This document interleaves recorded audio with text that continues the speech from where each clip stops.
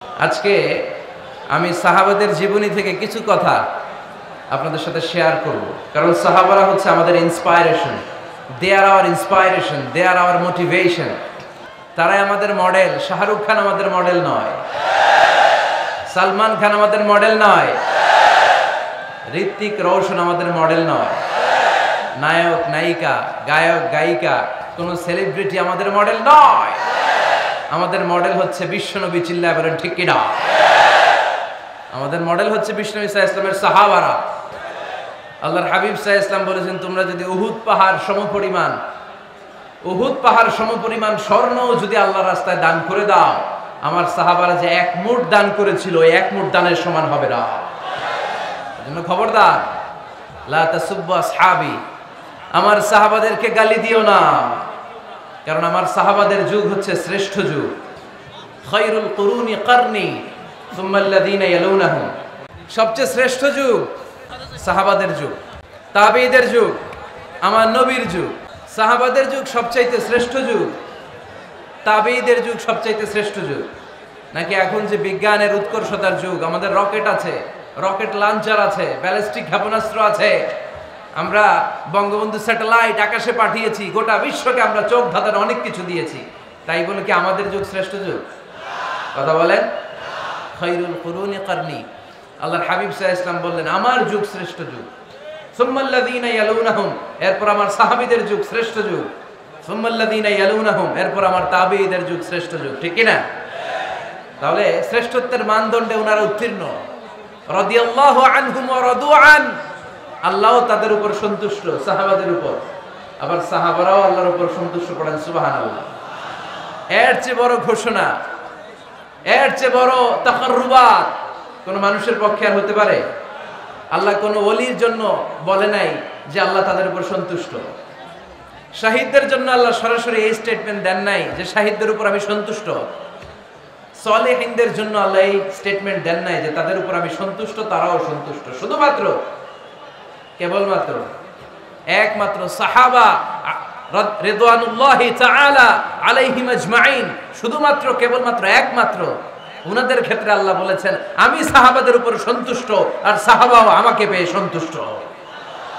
আওয়াজ করে পড়েন আল্লাহু আকবার। এজন্য ওনারা হচ্ছে আমাদের model. The companions of our beloved prophet, they are our model. সাহাবারা আমাদের মডেল। আমরা যদি অনুকরণ করি, কাউকে ফলো করব বিশ্বনবীকে আর বিশ্বনবীর সাহাবাদেরকে। ঠিক কি না? একমত না দ্বিমত? জোরে বলতে হবে।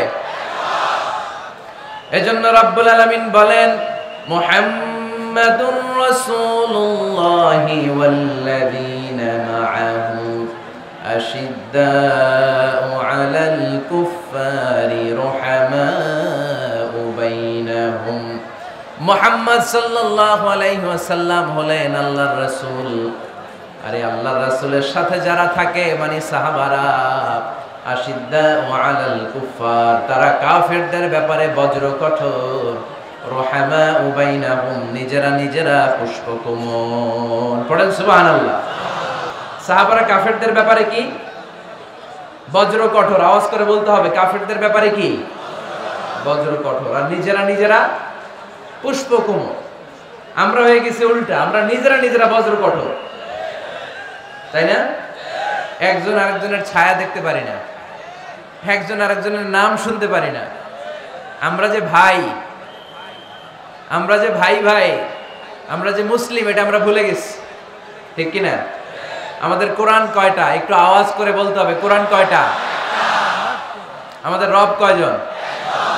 নবী কয়জন? কাবা কয়টা? বাইতুল্লাহ কয়টা? মসজিদে নববী কয়টা? বদরের মাঠ কয়টা? উহুদের মাঠ কয়টা? কিন্তু আমাদের মধ্যে ঠেলাঠেলি আছে না নাই? আমাদের প্রভু এক নবীর উম্মত, জীবন বিধানে ওই শিবানী কোরআন, তবে কেন এক নও হে মুসলমান, এক হও করিয়া আহ্বান। ঠিক কিনা?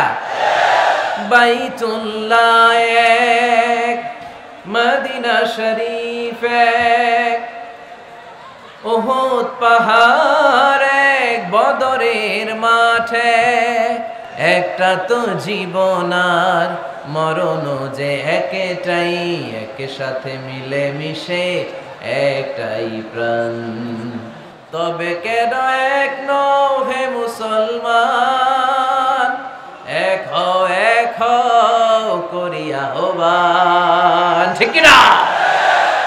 এখন সময় এসেছে এক হওয়ার, এক প্ল্যাটফর্মে চলে আসা, আলাদা থাকার সময় নাই।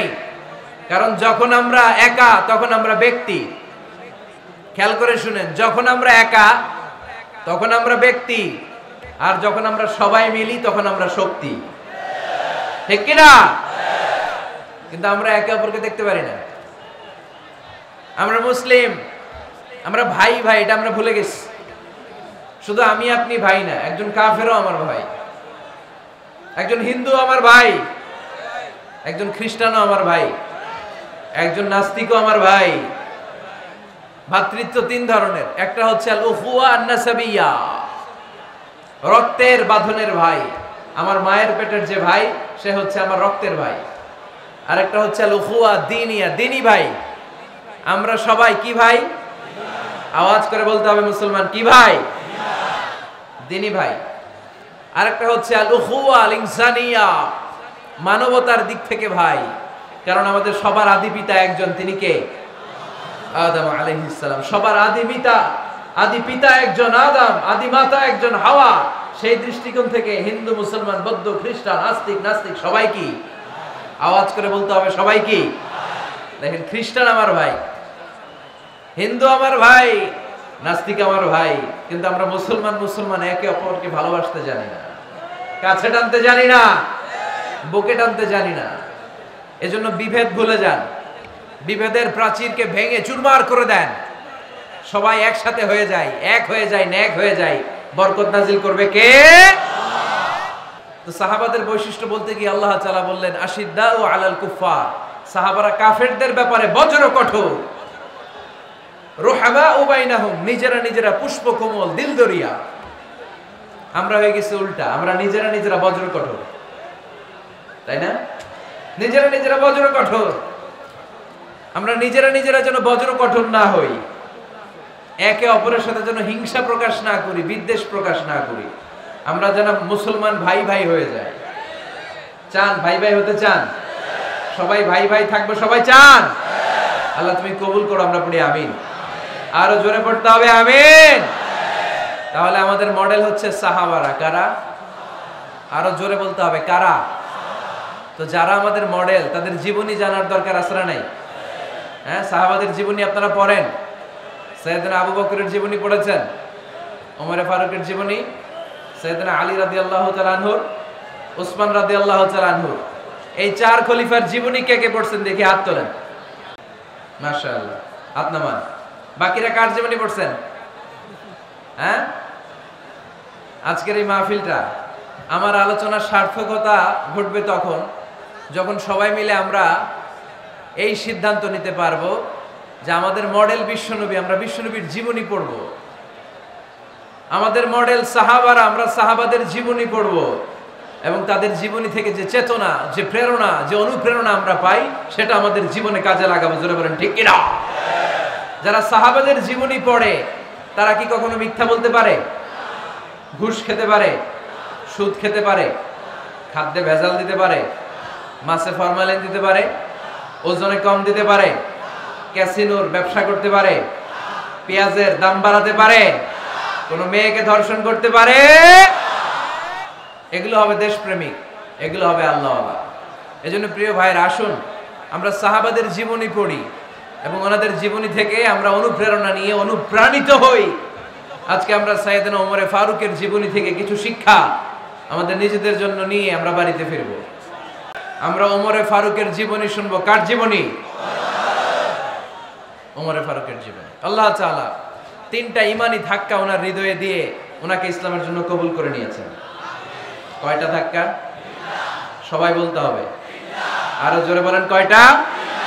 তিনটা। এক নাম্বার ধাক্কা হচ্ছে বিশ্বনবীর দোয়ার ধাক্কা। দোয়ার একটা ধাক্কা আছে না নাই? এটা বড় ধাক্কা। এটা ব্যালিস্টিক ক্ষেপণাস্ত্রের চেয়েও কড়া, মারাত্মক।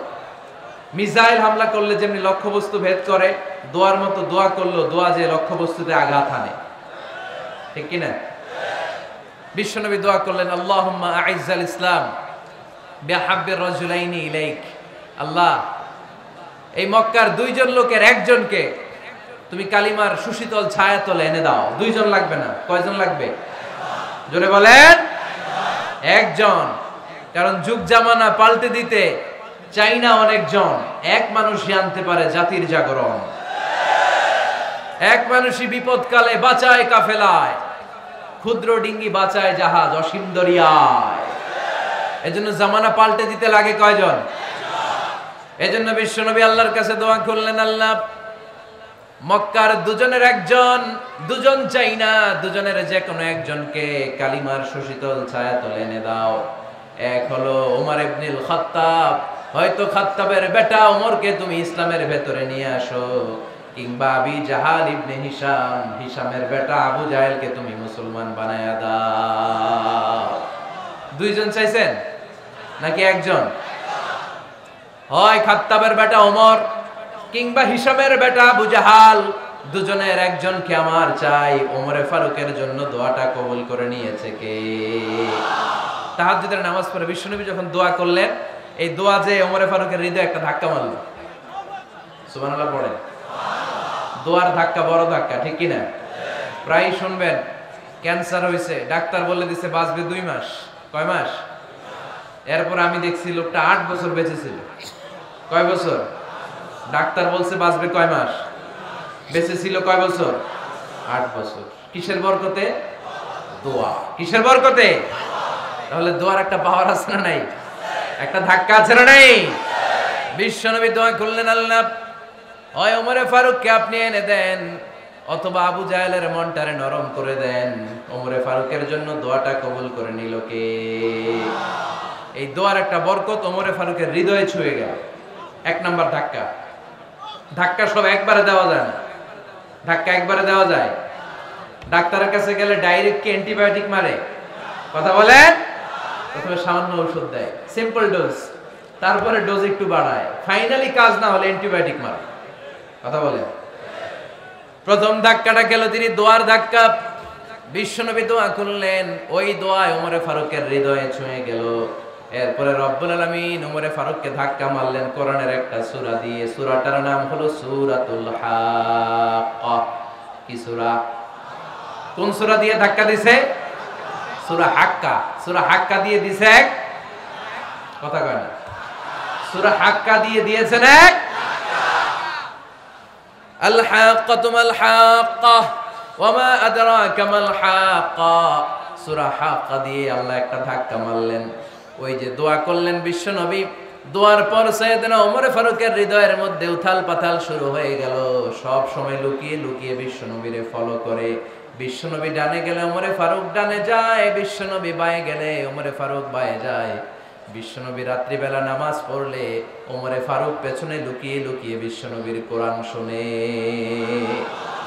বিশ্বনবী মসজিদুল হারামের পাশে দাঁড়িয়ে রাতের এশার সালাত আদায় করছিলেন। ওই টাইমে বিশ্বনবী সূরাতুল হাক্কা তেলাওয়াত করছিলেন। কোন সূরা? সূরাতুল হাক্কা বিশ্বনবী তেলাওয়াত করেছেন। ওমরে ফারুক মন্ত্রমুগ্ধ হয়ে বিশ্বনবীর কণ্ঠের তেলাওয়াত শুনে। বিশ্বনবীর তেলাওয়াতের কণ্ঠ আমাদের কণ্ঠের মতো নাকি? বিশ্বনবীর কণ্ঠ কারি বাসাদের কণ্ঠের মতো? আহমদ বিন ইউসুফের কণ্ঠের মতো?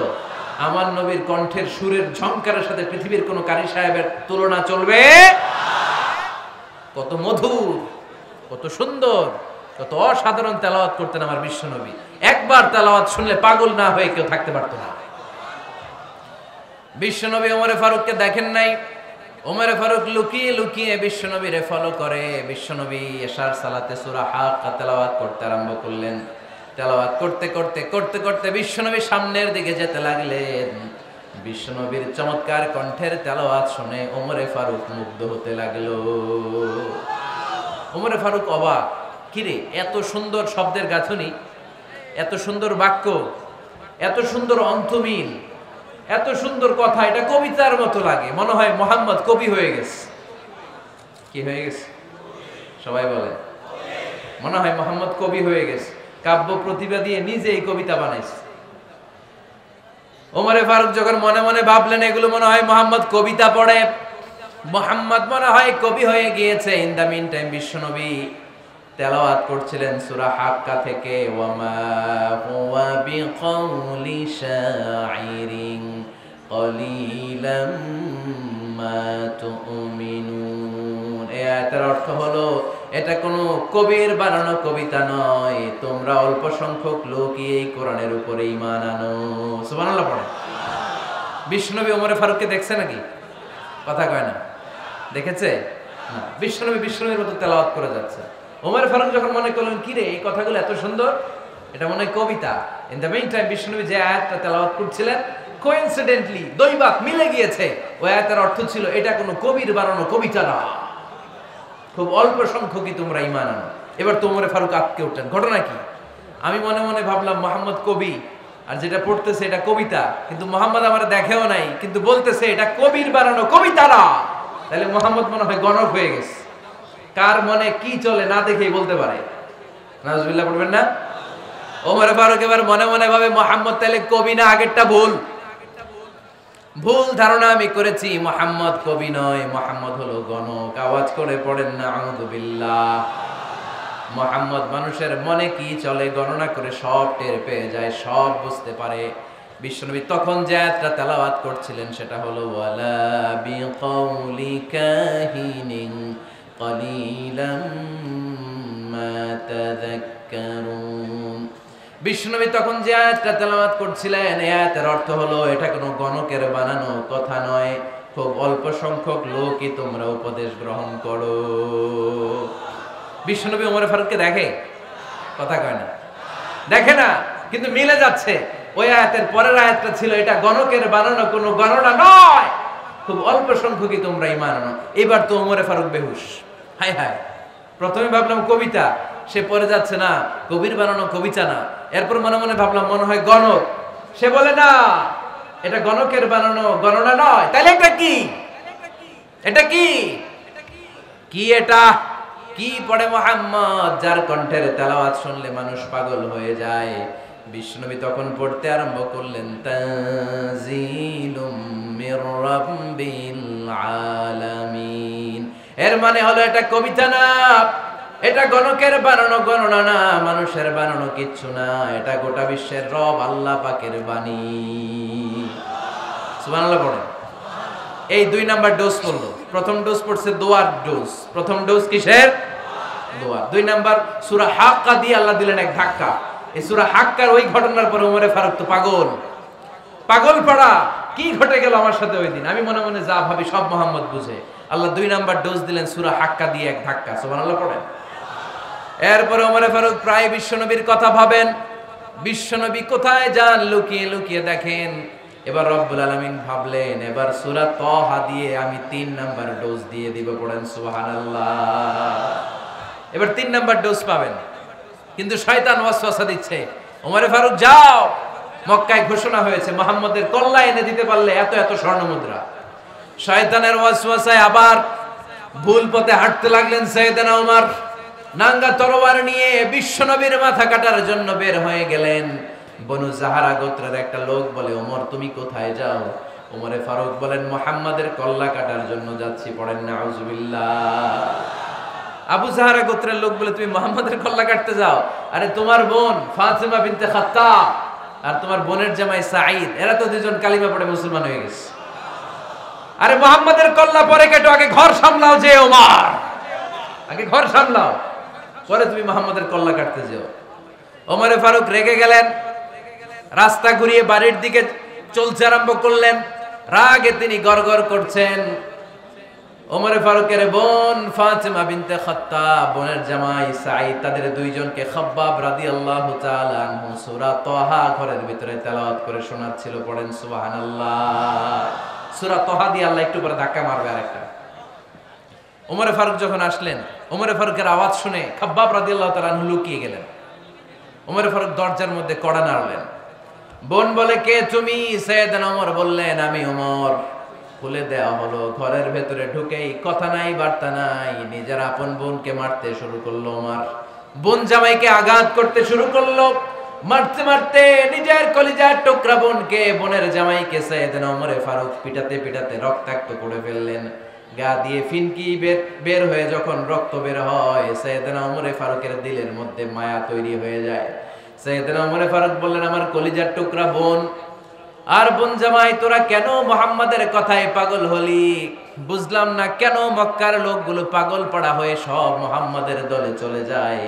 কি এমন কথা মুহাম্মদ তোদের শোনায়, কি এমন বাণী তোদের শোনায় যে বাণী শুনে সব তোরা মুহাম্মাদের দলে চলে গেলি? কি আছে মুহাম্মাদের কাছে? কি কি জাদুটা? কি কি জাদু পেলি সেখানে? আমার একটু দেখা। বোন ফাতেমা বলে, না ভাই, ইন্নাকা রিজিস, তুমি নাপাক, লা ইয়ামাসসুহু ইল্লাল মুতাহহারুন, পাক পবিত্র না হয়ে আল্লাহর এই কালামে স্পর্শ করা যায় নাকি? আওয়াজ করে বলেন, স্পর্শ করা যায়? ভাই তুমি গোসল করে আসো, তাহলে তোমার হাতে তুলে দিব, তুমি পড়লেই বুঝতে পারবা কি আছে আল্লাহর এই কোরআনে। সুবহানাল্লাহ পড়েন। সাইয়েদনা ওমর ফারুক গোসল করে আসলেন। বোন এবার সূরা তাহা চামড়ার মধ্যে সূরাতু তাহার কিছু অংশ লিখে খাব্বাব রাদিয়াল্লাহু তাআলা আনহু লুকিয়েছিলেন, ওনার হাত থেকে সূরা তাহার অংশটা নিয়ে সাইয়েদনা ওমর ফারুকের বোন ওমর ফারুকের হাতে দিয়ে বলল, ভাই তুমি আসার আগে এই অংশটা সবাই মিলে তেলাওয়াত করছিলাম। ওমর ফারুকের হৃদয়টা তখন একেবারে নরম, কারণ আগে ধাক্কা খাইছে কয়টা? জোরে বলতে হবে। প্রথম ধাক্কাটা কিসের? হ্যাঁ, দোয়া। দ্বিতীয়টা হাক্কা, সূরার নাম হাক্কা দিয়ে দিয়েছেন আল্লাহ ধাক্কা। এবার দিবে সূরা তাহার ধাক্কা। ওমর ফারুক হাতে নিলেন, খুব ভালো আরবি জানতেন, চমৎকার আরবির অর্থ বুঝতেন, কারণ আরবি ভাষাভাষী মানুষ। হাতে নিয়ে নজর দেওয়ার পরে ওনার চোখ দিয়ে দাঁড় দাঁড় করে পানি বের হয়ে গেল। ওমর ফারুক আয়াতগুলোর দিকে তাকিয়ে পড়তে আরম্ভ করলেন, তাহা মা আনজালনা আলাইকাল কুরআনা লিতাশকা ইল্লা তাযকিরাতাল লিমান ইয়াখশা তানজিলাম মিম্মান খালাকাল আরদা ওয়াস সামাওয়াতিল উলা। পড়েন সুবহানাল্লাহ। উনি পড়তে আরম্ভ করলেন, তাহা মা আনজালনা আলাইকাল কুরআনা লিতাশকা, এই কোরআনকে হতভাগা জাতি হিসেবে থাকার জন্য তোমাদের উপর নাজিল করি নাই। তানজিলাম মিম্মান খালাকাল আরদা ওয়াস সামাওয়াতিল উলা, এটা ওই রবের পক্ষ থেকে, ওই সত্তার পক্ষ থেকে নাজিল হয়েছে যেই রব জমিন তৈরি করেছেন, যেই রব বিশাল সুবিশাল আকাশও তৈরি করেছেন। সুবহানাল্লাহ পড়েন। সূরা তাহার এই চমৎকার অসাধারণ শব্দ গাঁথনি দিয়ে এই আয়াতগুলো যখন পড়তে আরম্ভ করলেন, ওমর ফারুক আর নিজের উপর ব্যালেন্স রাখতে পারলেন না, আর ধরে রাখতে পারলেন না। এবার ডাইরেক্ট অ্যাকশন। এবার কি? এবার কি? 3 নাম্বার ধাক্কা খেয়ে, সূরা তাহার ধাক্কা খেয়ে আর সামলাতে পারলেন না, পাগলের মতো হয়ে গেলেন। বলতে আরম্ভ করলেন, আইনা মুহাম্মদ, মুহাম্মদ কোথায়? সাইয়েদনা খাব্বাব বললেন, বিশ্বনবী সাফা পাহাড়ের পাদদেশে দারুল আরকাম ইবনে আবিল আরকামের ঘরে বসে বসে লুকিয়ে লুকিয়ে কোরআনের দাওয়াত দিচ্ছে। ওমর, তুমি যদি মুহাম্মদ সাল্লাল্লাহু আলাইহি ওয়াসাল্লামের দেখা পেতে চাও, তাড়াতাড়ি দারুল আরকামের ঘরের দিকে ছুটে যাও। ওমর ফারুক তলোয়ার নিয়ে ছুটলেন, পাগলের মতো ছুটলেন, আর ধৈর্য ধারণ করতে পারেন না। বিশ্বনবীর নূরানি চেহারাটা একবার দেখার জন্য পাগলের মতো ছুটতে আরম্ভ করলেন। ওমর ফারুককে দারুল আরকামের কাছে আসতে দেখে বিশ্বনবীর চাচা হামজা ইবনে আব্দুল মুত্তালিব এসে বলে, নবী তাড়াতাড়ি দারুল আরকামের ঘর থেকে আপনি পালিয়ে অন্য কোথাও চলে যান। ওই যে ওমর ইবনে খাত্তাব নাঙ্গা তলোয়ার নিয়ে আপনার উপর আক্রমণ করার জন্য ছুটে আসছে গো নবী। বিশ্বনবী বললেন, ও আমার সাহাবারা, ও আমার চাচা হামজা, সবাই আপনারা সরে যান, ওমররে আসতে দেন, ওমররে বাধা দিয়েন না। কারণ কিছুদিন আগে তাহাজ্জুদের নামাজ পড়ে আমি আল্লাহর কাছে একটা বিশেষ দোয়া করেছি, আমার মন বলছে ওই দোয়াটা আল্লাহ কবুল করতে শুরু করেছে। ওমর ফারুক চলে আসলেন, এসে কোনো কথা নাই, চিৎকার দিয়ে বললেন, আশহাদু আল্লা ইলাহা ইল্লাল্লাহ ওয়া আশহাদু আন্না মুহাম্মাদান আবদুহু ওয়া রাসূলুহু, আমি সাক্ষ্য দিলাম আল্লাহ এক অদ্বিতীয়, আল্লাহ ছাড়া কোনো ইলাহা নাই, নিশ্চয় আপনি মুহাম্মদ আল্লাহর বান্দা এবং রাসূল। সুবহানাল্লাহ পড়েন।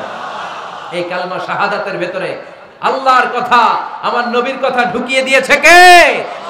ঝিনুকের ভেতর লুকিয়ে থাকে যেমন মতি, ঝিনুকের ভেতর লুকিয়ে থাকে যেমন মতি, কালমা শাহাদাতে আছে আল্লাহর জ্যোতি, কালমা শাহাদাতে আছে আল্লাহর জ্যোতি। পড়েন, ঝিনুকের ভেতর লুকিয়ে থাকে যেমন মতি, ঝিনুকের ভেতর লুকিয়ে থাকে যেমন মতি, কালমা শাহাদাতে আছে আল্লাহর জ্যোতি, কালমা শাহাদাতে আছে আল্লাহর জ্যোতি। পড়েন আল্লাহু আকবার। ওই শাহাদাতের জ্যোতি সাইয়েদনা ওমর ফারুকের হৃদয়টারে উজালা করে দিল। দুনিয়ার সব ভয়কে পেছনে ফেলে এক আল্লাহর ভয়কে অন্তরে ধারণ করে আওয়াজ করে পড়লেন, আশহাদু আল্লা ইলাহা ইল্লাল্লাহু ওয়াহদাহু লা শারীকা লাহু ওয়া আশহাদু আন্না মুহাম্মাদান আবদুহু ওয়া রাসূলুহু। পড়েন সুবহানাল্লাহ। তিনটা ধাক্কা। কয়টা? সবাই বলতে হবে কয়টা? প্রথম ধাক্কাটা দোয়া, দ্বিতীয় ধাক্কা হাক্কা, তৃতীয় ধাক্কা সূরা তাহা। তিনটা ধাক্কার মাধ্যমে সাইয়েদনা ওমর ফারুককে মুসলমানদের লিডার বানায় দিল কে? ওমর ফারুক কালিমা পড়ে মুসলমান হয়ে গেছে। নও মুসলিম সাহাবাদের মধ্যে আনন্দের বন্যা বয়ে গেল। বিশ্বনবী খুশি হয়ে গেলেন, আল্লাহ শুকরিয়া করলেন, আল্লাহ তুমি আমার দোয়া ফিরিয়ে দাও নাই। আমি বলেছি দুজনের একজনকে চাই, তুমি ওমর ফারুককে দান করেছো। পড়েন আলহামদুলিল্লাহ। এবার ওমর ফারুক বিশ্বনবীর প্রশ্ন করলেন, নবী আলাসনা আলাল হক, আমি প্রশ্ন করি উত্তর দেন, আমরা কি সত্যের উপর নাই? বিশ্বনবী বললেন, বালা ওমর, আমরা এই সত্যের উপরে আছি। আমাদের কোরআন কি সত্য নয়? বিশ্বনবী বললেন, কোরআনও সত্য। আমাদের রব আল্লাহ কি সত্য নন? বিশ্বনবী বললেন, সত্য। ওমর ফারুক বললেন, তাহলে ফিমাল ইখতিফা, তাহলে লুকিয়ে লুকিয়ে আর গোপনে দাওয়াতি কাজ কেন? আপনি সত্য নবী, কোরআন সত্য কিতাব, আমার রব আল্লাহ সত্য, আর আমি ওমরও কালিমা পড়ে মুসলমান হয়ে গিয়েছি, তাহলে ফিমাল ইখতিফা, আর লুকিয়ে লুকিয়ে কোরআনের দাওয়াত দিবেন কেন? বের হন, মক্কার শহরের মাঝখানে চলে আসেন, চিৎকার করে আমরা আল্লাহর নামের ঘোষণা দেব। বিশ্বনবী ডেকে বললেন, না ওমর, এটা মাক্কি জীবন, ওমর এটা মাক্কি জীবন, এখানে দাওয়াতি কাজ করব লুকিয়ে লুকিয়ে আস্তে আস্তে। আল্লাহ যখন আমাদেরকে বিজয়ী করে দিবেন তখন আমরা প্রকাশ্যে দাওয়াত দিলে কোনো সমস্যা নাই। সাইয়েদনা ওমর ফারুক বলেন, না ও নবী, আমার উপর ছেড়ে দেন, আমি দেখব আপনি আমারে শুধু মক্কার জমিনে একটা মিছিল দেওয়ার অনুমতি দেন। কিসের অনুমতি? আল্লাহর নামের তাকবীর দেওয়ার অনুমতি দেন। বিশ্বনবী বললেন, ঠিক আছে, সাবধানে তাকবীর দিও। ওমর ফারুক তাকবীর দেওয়ার জন্য লোক খুঁজতে আরম্ভ করলেন। নও মুসলিম 11 জন সাহাবাকে খুঁজে পেলেন। কয়জন? ওমর ফারুক বললেন 11 জনই চলবে। 11 জনকে 2 লাইন করলেন। কয় লাইন? পিছনে 6 জন, সামনে 5 জন। পিছনের লাইনের নেতা বানিয়ে দিলেন বিশ্বনবীর চাচা হামজা ইবনে আব্দুল মুত্তালিবকে। প্রথম লাইনের 5 জনের নেতৃত্ব দিতে আরম্ভ করলেন সাইয়েদনা ওমর ফারুক নিজেই। 2 লাইন তাকবীর দিতে জানলে বেশি মানুষ লাগে না, 10 জন দিয়ে গোটা বিশ্বটারে কাঁপিয়ে দেওয়া যায়। 11 জন, 6 আর 5। ওমর ফারুক সামনে দাঁড়ালেন। ওমর ফারুক সামনে দাঁড়িয়ে এবার আল্লাহর নামের স্লোগান দিবেন। ওমর ফারুক বললেন, আমরা খুব লম্বা চূড়া স্লোগান দেব না, খুব ছোট্ট, দারুল আরকামের ঘর থেকে কাবা ঘর পর্যন্ত, বাইতুল্লাহ পর্যন্ত এতটুকু জায়গা আমরা তাকবীর দিতে দিতে সামনের দিকে এগোবো, পৃথিবীর কোনো শক্তি আমাদেরকে থামায় দিতে পারবে না। ওমর ফারুক তখন 1 বাক্যের একটা ভাষণ দিলেন। কয় বাক্যের? ওমর ফারুক সামনে দাঁড়িয়ে বললেন, মান আরাদা আন তাসকুলা উম্মু ইয়াতামা ওয়ালাদু তারমিলা যাওজাতুহু ফালিয়াসুদ্দানি। কে আছো? মান আরাদা আন তাসকুলা উম্মু, কে আছো মায়ের বুক খালি করতে চাও? ইয়াতামা ওয়ালাদু, কে আছো বাচ্চাগুলারে, সন্তানগুলারে ইতিম বানাতে চাও? তারমিলা যাওজাতুহু, কার এত বড় বুকের পাটা আছে দেখি, কে আছো স্ত্রীকে বিধবা বানাতে চাও? বুকের পাটা থাকলে আমি ওমরের থামাও, যদি সাহস থাকে আমি ওমরের মিছিল থামাও। ওমর ফারুক শুরু করলেন, আল্লাহু আকবার, আল্লাহু আকবার, আল্লাহু আকবার। স্লোগান দিতে দিতে সাইয়েদনা ওমরে ফারুক কাবার গিলাফ যে স্পর্শ করলেন, ওমরে ফারুকের এই স্লোগান কেউ থামাতে পারে নাই। কিয়ামত পর্যন্ত এই আল্লাহর নামের স্লোগান কেউ থামাতে পারবে না। চিল্লায় বলো ঠিক কিনা? ওমরে ফারুকের স্লোগান সেদিন মক্কায় কেউ থামাইতে পারছিল? আওয়াজ করে বলতে পারছিল? এখনো আল্লাহর নামের স্লোগান কেউ থামাই দিতে পারবে? কিয়ামত পর্যন্ত আমার রবের স্লোগান কেউ থামাতে পারবে? পারবে না। ওমরে ফারুক স্লোগান দিলেন, আবু জাহেল, উতবা, শাইবা, ওয়ালিদ ইবনে মুগীরা আল্লাহু আকবার ধ্বনি শুনে বাইরে আসছে। কিরে এত বড় স্লোগান, আমাদের কাছ থেকে পারমিশন নেয় নাই, অনুমতি নেয় নাই। অনুমতি নেওয়া ছাড়াই স্লোগান শুরু। বের হয়ে দেখে মিছিলের সামনে ওমর। ওমরে ফারুককে দেখে আবু জাহেল দিছে এক দৌড়, উতবা দিছে আরেক দৌড়, শাইবা দিছে বহু দৌড়। সুবহানাল্লাহ পড়বেন না? এজন্য ওমর বেশি লাগে না, ওমর লাগে একজন। চিল্লায় বলতে হবে, ওমরে ফারুক লাগে কয়জন? একজন ওমরই গোটা বিশ্বের চেহারা পাল্টে দিতে সক্ষম। চিল্লায় বলেন ঠিক কিনা? গোটা বিশ্বে মুসলমানদের আছে করুণ অবস্থা। আমাদের কোনো সেন্ট্রাল লিডারশিপ নাই। আমাদের মুসলিম দেশগুলোর এক করে রাখবে, ভাইয়ের ভাইয়ের মতো রাখবে, আমাদের স্বার্থ নিয়ে কথা বলবে, এরকম নেতা আমাদের নাই। ঠিক কিনা? আমরা সেই ওমরে ফারুকের অপেক্ষায়, আমরা সেই ইমাম আল মাহাদির অপেক্ষায়, যার একটা হুঙ্কারের আহ্বানে গোটা বিশ্বের সব মুসলমান এক প্ল্যাটফর্মে চলে আসবে। ওইরকম নেতা একজন লাগবে। কয়জন? গোটা মুসলিম উম্মাহকে একত্রিত করার জন্য একজন ওমরই যথেষ্ট। ঠিক কিনা?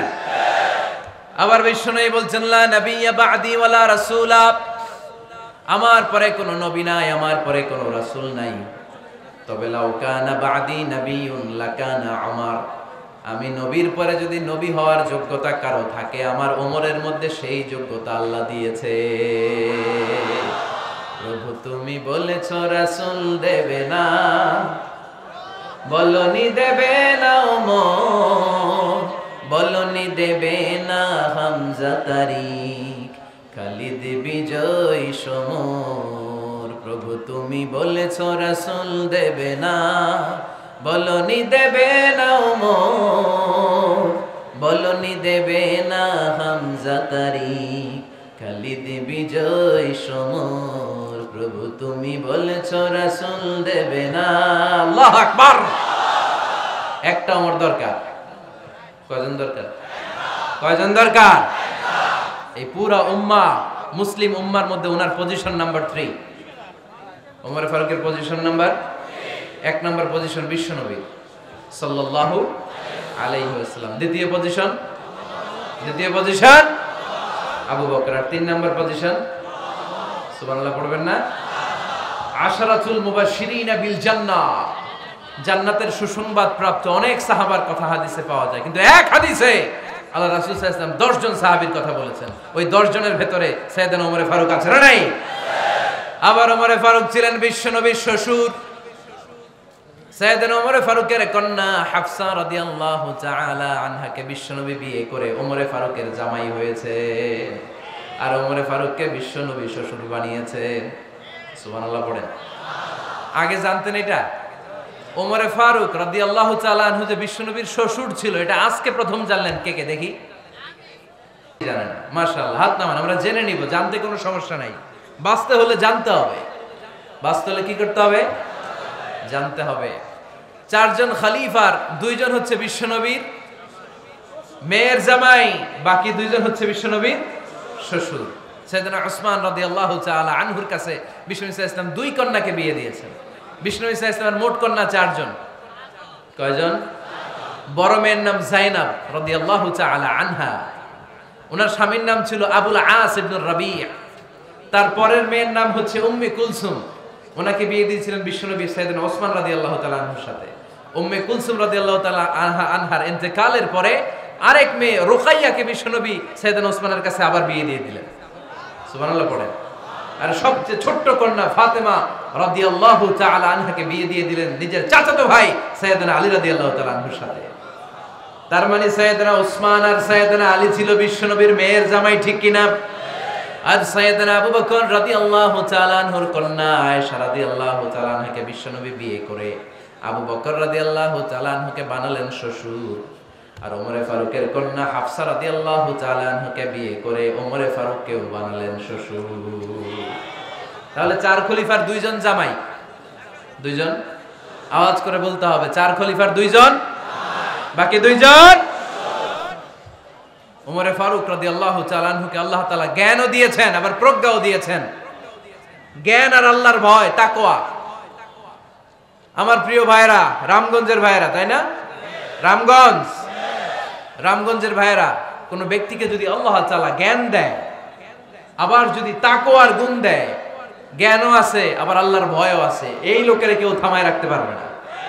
এরা কেউ থামায় রাখতে পারে না, সে গোটা বিশ্ব জয় করবে।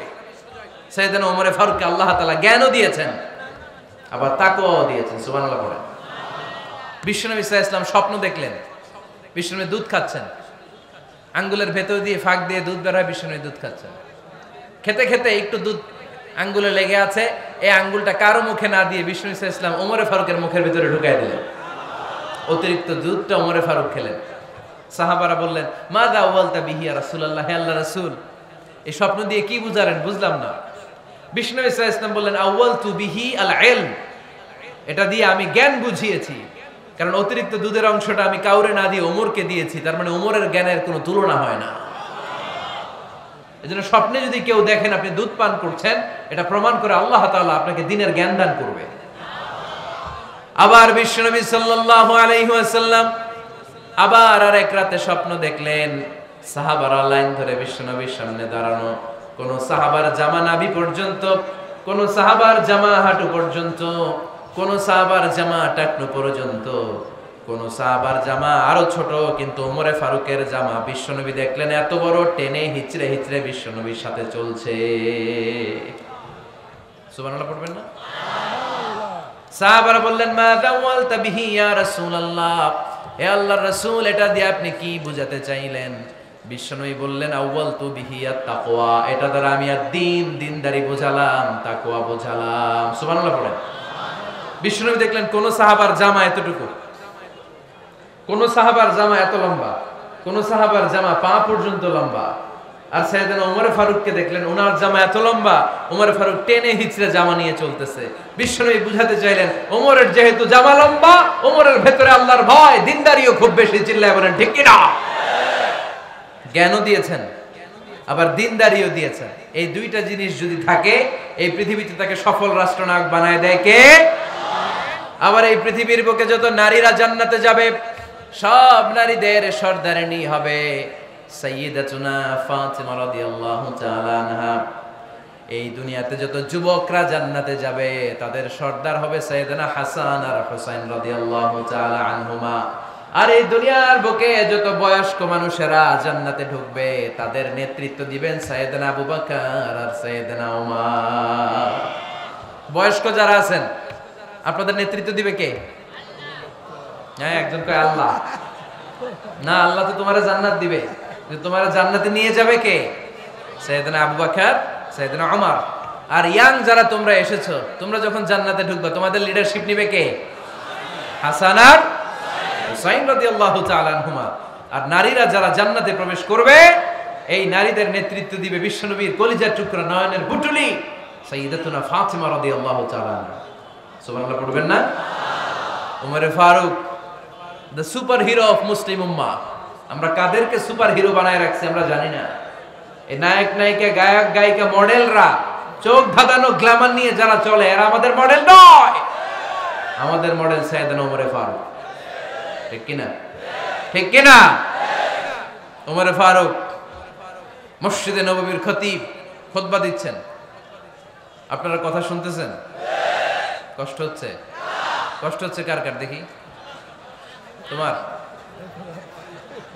আরে বাইদা রাখেন রশি দিয়ে এই জায়গায়। বেশি লাফালাফি করতেছো, আর লাফাবা না, ঠান্ডা মাথায় শোনো। ওকে, মাশাআল্লাহ, ভালো ছিল। থাক, বাধার দরকার নেই, এমনি বসে থাকবে। মনোযোগ আছে না গেছে? আছে? আচ্ছা, আরো কয়েক মিনিট শুনবেন না? আচ্ছা।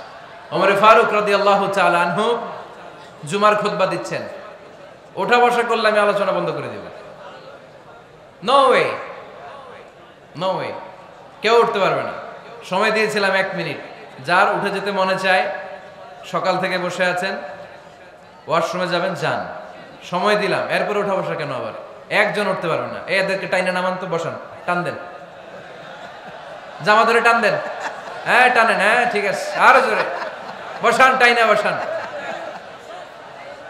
হ্যাঁ ঠিক আছে, এদেরকে টান দেন, এদের বসান, এগুলারে জামা ধরেন, জামা ধরেন, ধরেন চাদর ধরেন, হ্যাঁ ঠিক আছে, এই দাঁড়াইছে ঘেরে বসেন, বস। এবার এদিকে তাকান। ওমর ফারুক জুমার খুতবা দিচ্ছেন। কিসের খুতবা? খুতবার মাঝখানে হঠাৎ চিৎকার মেরে বললেন, ইয়া সারিয়াত ইবনে জানিমিল জাবাল, ইয়া সারিয়াত ইবনে জানিমিল জাবাল, ইয়া সারিয়াত ইবনে জানিমিল জাবাল, মানে এই সারিয়া, এইদিকে না, জাবাল, পাহাড়ের দিকে, জাবাল, জাবাল, গো টু দা মাউন্টেন, পাহাড়ের দিকে যাও। এই কথা বলে আবার থেমে খুতবা দেওয়া শুরু করলেন। সাহাবারা আগামাথা কিছুই খুঁজে পেল না। আগের কথার সাথেও মিল নাই, পরের কথার সাথেও মিল নাই। জুমার নামাজ শেষ। সাহাবারা বললেন, আমিরুল মুমিনিন, খলিফাতুল মুসলিমিন ওমর ফারুক জুমার খুতবা দেওয়ার সময় হঠাৎ চিৎকার মেরে বললেন, ইয়া সারিয়াত ইবনে জানিমিল জাবাল, আপনার এই বাক্যের সাথে আপনার খুতবার আগের কথার কোনো মিল পেলাম না, পরের কথারও কোনো মিল পেলাম না, আপনি বুঝিয়ে বলেন কেন বলেছেন, আমরা তো বুঝলাম না। সাইয়েদনা ওমর ফারুক বলেন, আমি যখন জুমার খুতবা দিচ্ছি, হঠাৎ আমার চোখের মধ্যে ভেসে উঠলো, ওই যে গত কয়েক মাস আগে আমি আমার মুসলিম সেনাপতিকে ইরানে, পারস্যে, ওই ইরানের বিশাল রাজ্যে যুদ্ধের জন্য পাঠিয়েছি। আমি দেখলাম যুদ্ধের একটা ভয়ঙ্কর মুহূর্তে আমার মুসলিম সেনাপতি ভুল দিকে চলতে আরম্ভ করেছে। বাম দিকে তার পাহাড়, ডান দিকে উপত্যকা, ডান দিকে যদি সে চলে যায়, উপত্যকায় চলে যায়, শত্রু বাহিনীর হাতে ধরা খেয়ে সব মারা যাবে। আর আমার সেনাপতি যদি মুসলিম বাহিনীকে নিয়ে পাহাড়ের উপর উঠে যায়, আল্লাহর মেহেরবানিতে এই যুদ্ধেও তারা জয়লাভ করবে। এজন্য আমি মসজিদের মিম্বারে দাঁড়িয়ে রব্বুল আলামিন আমার চোখের সামনে ওই যুদ্ধক্ষেত্রের দৃশ্যপটটা তুলে ধরেছে, ওইটা দেখে আমি এখানে দাঁড়িয়ে আমার সেনাপতিকে কমান্ড দিয়েছি। পড়েন সুবহানাল্লাহ। যেন কোনো মানুষ না, এটা জুমার মিম্বারে দাঁড়িয়ে 1000 কিলোমিটার দূর পারস্যে কি হচ্ছে সেটাও দেখতে পেতেন আল্লাহর মেহেরবানিতে। সুবহানাল্লাহ পড়েন। সাহাবারা বিশ্বাস করে নিলেন, কিন্তু মুনাফিক টাইপের যেগুলো, এগুলো বলে এটা আবার কেমন কথা, উনি আছেন মদিনার মিম্বারের মধ্যে দাঁড়িয়ে, হাজার হাজার কিলোমিটার দূরে কি হচ্ছে উনি দেখবেন কেমনে। এরা বিশ্বাস করলো না, সাহাবারা সবাই বিশ্বাস করলো, মুনাফিক গুলো বিশ্বাস করলো না। তারা মনে মনে ভাবলো, এই মুসলিম সেনাপতি বিজয়ের বেশে যেদিন মদিনায় আসবে, আমরা মদিনার উপকণ্ঠে দাঁড়িয়ে থাকবো, ওদেরকে জিজ্ঞেস করবো, এমন এমন দিন ওমরে ফারুকের কণ্ঠের কোনো আওয়াজ শুনতে পেরেছিলে কিনা।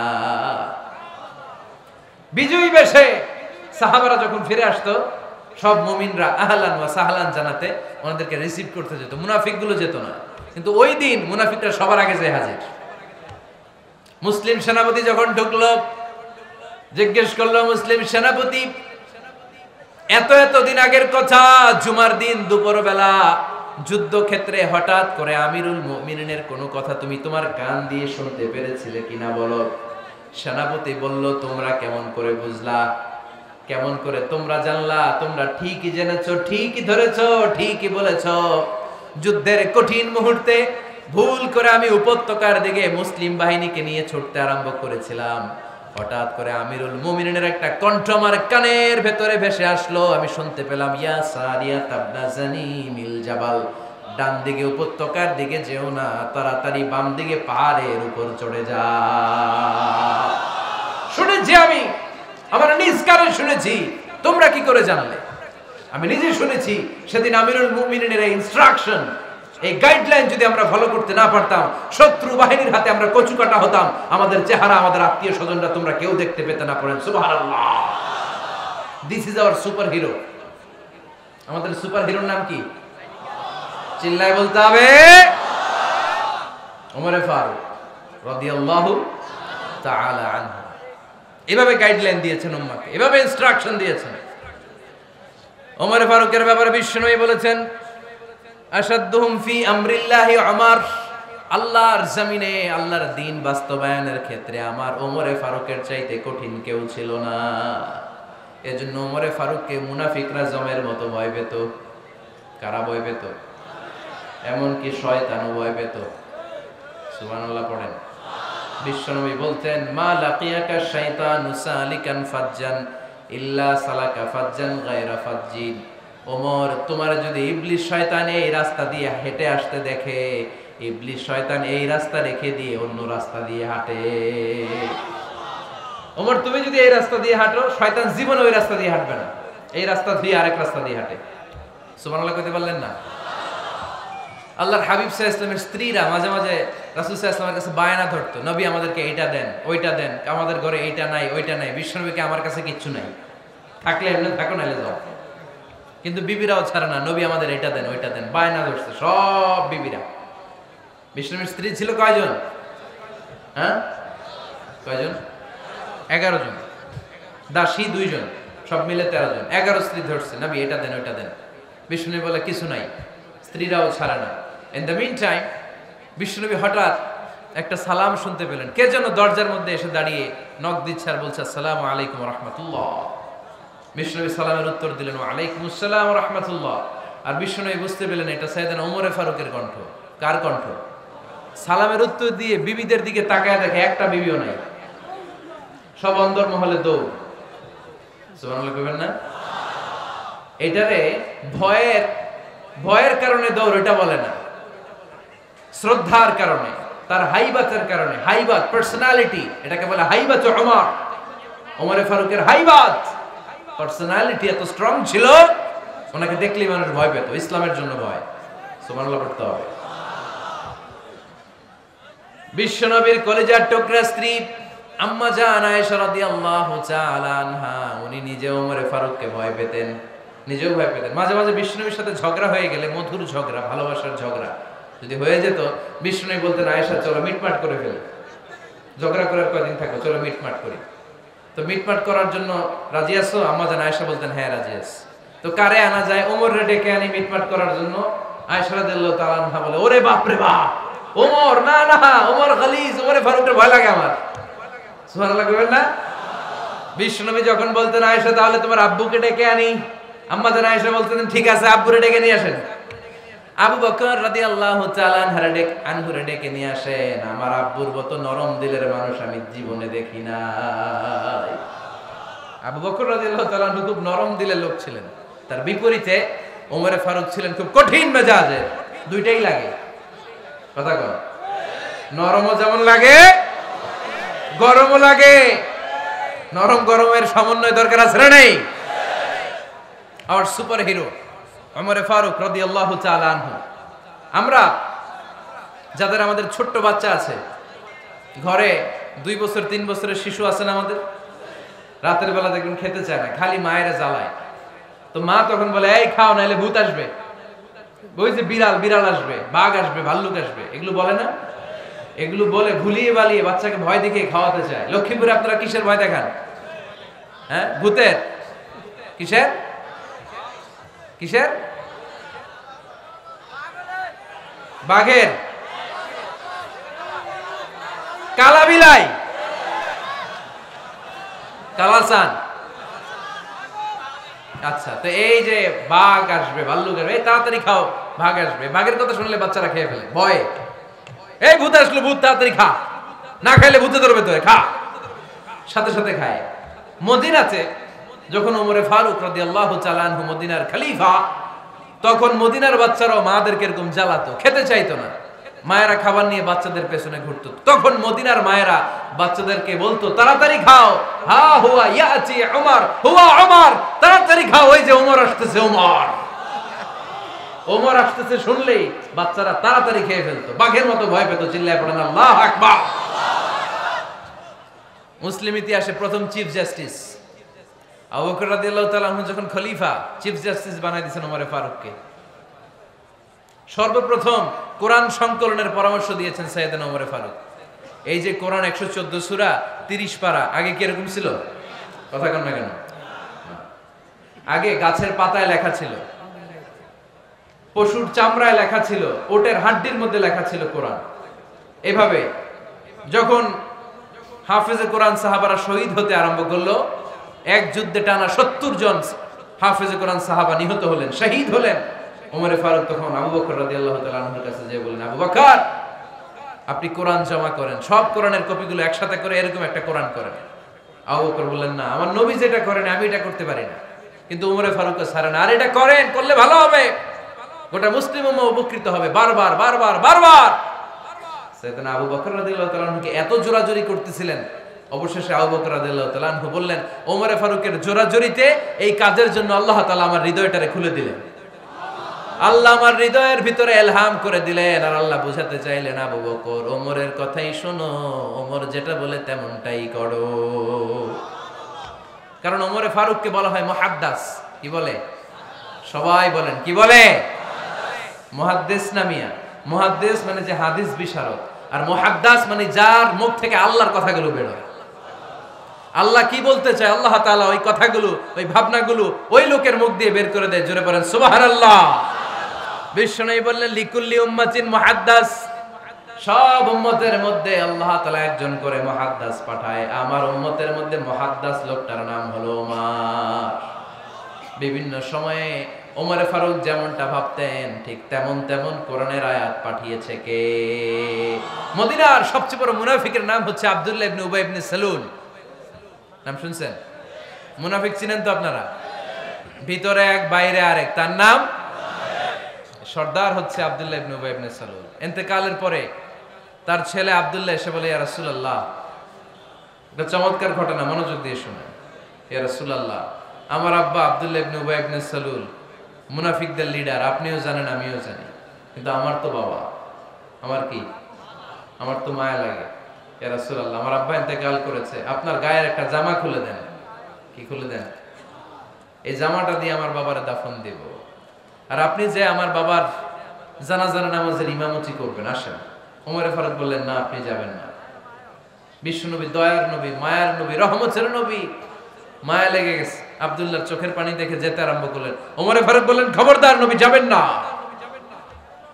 বিশ্বনবী যাওয়ার জন্য রওনা হলেন। ওমরে ফারুক বিশ্বনবীর জুব্বা টেনে ধরলেন। সুবহানাল্লাহ কোন? আমাদের দেশে হইলে কি বলতাম আমরা? বেয়াদবি করছে না? না, সম্পর্কটা এমন ছিল। ওমরে ফারুক জুব্বা টেনে ধরেছেন। যখন আল্লাহ আয়াত নাযিল করলেন, ইস্তাগফির লাহুম আও লা তাস্তাগফির লাহুম ওয়া ইন তাস্তাগফির লাহুম 70 মাররাতান ফালাই ইয়াগফিরুল্লাহু লাহুম। বিশ্বনবী ওমর ফারুককে সরিয়ে দিয়ে জুব্বাটা হেঁচকা টান মেরে জানাজার নামাজের ইমামতি করে আসলেন। আসার সাথে সাথেই ওমরে ফারুকের পক্ষে আল্লাহ আয়াত নাযিল করলেন, নবী, ইস্তাগফির লাহুম আও লা তাস্তাগফির লাহুম, আপনি মুনাফিক সর্দারের জন্য ক্ষমা চান কিংবা না চান, জুব্বা দেন কিংবা কাঁদেন, যাই করেন না কেন, 70 বার যদি এই মুনাফিক সর্দারের জন্য আপনি ক্ষমা চান, আমি আল্লাহ আপনার এই দোয়া কবুল করব না। খবরদার, এটাই ফার্স্ট, এটাই লাস্ট। আর কোন মুনাফিকের জানাজা দিতে আপনি যাবেন না। ওমরে ফারুকের পক্ষে কোরআনের আয়াত নাযিল করেছে কে? ওইরকম ওমর আমাদের কয়টা লাগবে? চিল্লায় বলতে হবে, কয়টা? কারণ সাইয়েদনা ওমরে ফারুক আমাদের অনুপ্রেরণা, সাইয়েদনা আবু বকর আমাদের অনুপ্রেরণা, হামজা আমাদের অনুপ্রেরণা, সাইয়েদনা বেলাল ইবনে রাবাহ আমাদের অনুপ্রেরণা। নায়ক নায়িকা, গায়ক গায়িকা আমাদের অনুপ্রেরণা নয়। এজন্য আমরা সাহাবীদের জীবনী পড়ব। রাজি আছেন? হাত তুলে আল্লাহরে দেখান, আওয়াজ করে বলেন আল্লাহ, আরো জোরে বলেন আল্লাহ। নবীর সাহাবারা আমাদের মডেল, আমরা যেন সাহাবাদের দেখানো পথে মতে থাকতে পারি, চলতে পারি, আমল করতে পারি, সমাজটারে পরিবর্তন করতে পারি। তুমি তৌফিক দাও, আমিন। আর জোরে পড়ে আমিন। আমরা যখন সাহাবাদের জীবনী পড়ি, ওমরে ফারুকের জীবনীতে এরকম অসাধারণ অনেক অনুপ্রেরণা আপনি খুঁজে পাবেন। সাইয়েদনা আবু বকরের জীবনী থেকে অনেক অনুপ্রেরণা আপনি খুঁজে পাবেন। এগুলো আপনার ঈমানকে চাঙ্গা করবে, আল্লাহর পথে অটুট থাকতে আপনাকে সহায়তা করবে। রাজি আছেন তো সবাই? আল্লাহ আমাদের সবাইকে কথাগুলো বুঝা আমল করার তৌফিক দান করুক। আমরা সবাই পড়ি আমিন।